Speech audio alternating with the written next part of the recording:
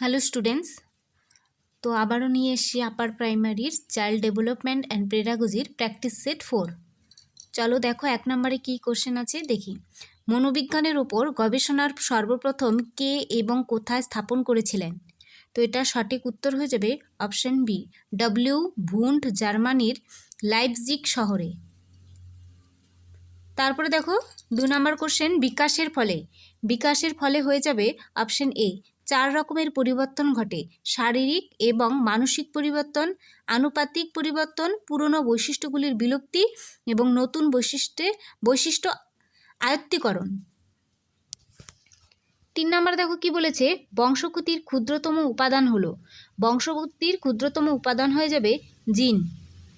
4 কি আছে, ভুল বক্তব্যটি চিহ্নিত করো। বিদ্যালয়ের শিক্ষার দ্বারা সামাজিকরণের অভাবে শিক্ষার্থীর শিক্ষাগত পারদর্শিতা হ্রাস পায়। 5 দেখো কি আছে, নিচের কোনটি সঠিক? শিশুকেন্দ্রিক শিক্ষা। তো এটার সঠিক উত্তর হয়ে যাবে অপশন ডি, ওপরের সবগুলিই। 6 নম্বর দেখো কি বলেছে, নিচের কোনটি প্রাক সক্রিয়তার স্তরের বৈশিষ্ট্য নয়? তো এটার সঠিক উত্তর হয়ে যাবে অপশন ডি, বিপরীতমুখী প্রক্রিয়া, অর্থাৎ কোনো কিছুকে সরিয়ে নিয়ে গিয়ে পুনরায় তাকে ফিরিয়ে নিয়ে আসা। 7 নম্বর কোশ্চেন, বুদ্ধি হলো বিমূর্ত চিন্তা করার ক্ষমতা। সংজ্ঞাটি দিয়েছেন টারম্যান, অপশন ডি। 8 নম্বরে দেখো কি বলেছে, ভাষাগত পার্থক্যের কারণেই বিভিন্ন ব্যক্তি বাস্তবকে ভিন্ন চোখে দেখে। কার বক্তব্য?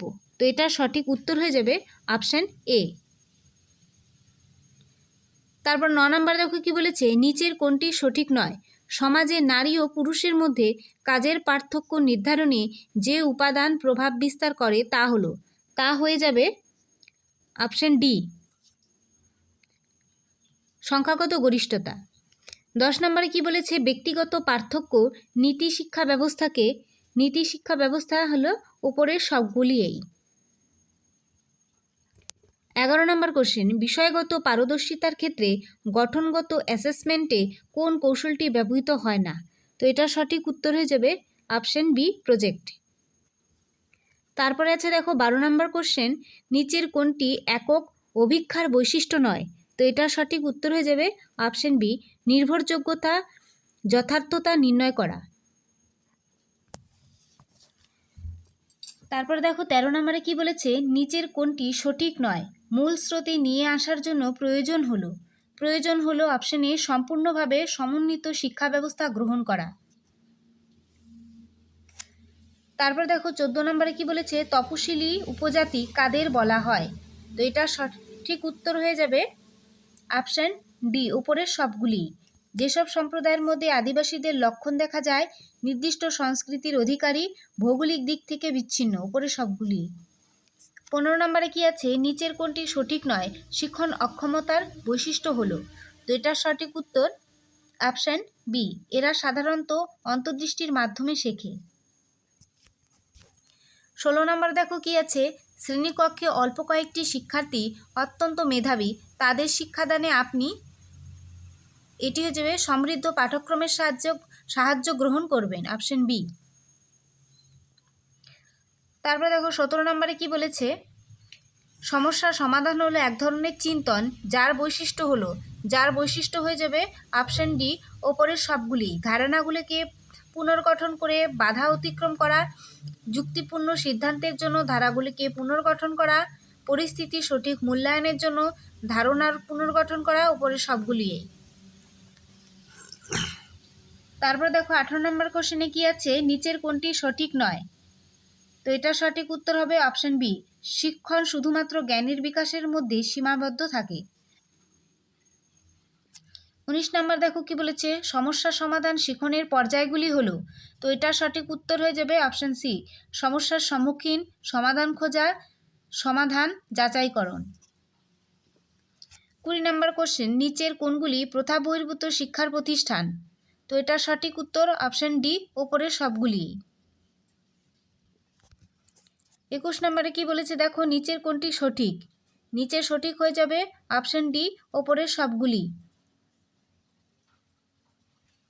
তারপরে আছে দেখো 22 নম্বর কোশ্চেন, শিক্ষার্থীর প্রেরণাযুক্ত আচরণ। তো এটার সঠিক উত্তর অপশন ডি, ওপরের সবগুলি। শিক্ষার্থী প্রেরণা সৃষ্টি করে, শিক্ষার্থীকে উদ্দীপিত করে, এটি উদ্দেশ্যমূলক আচরণ, সবগুলিই।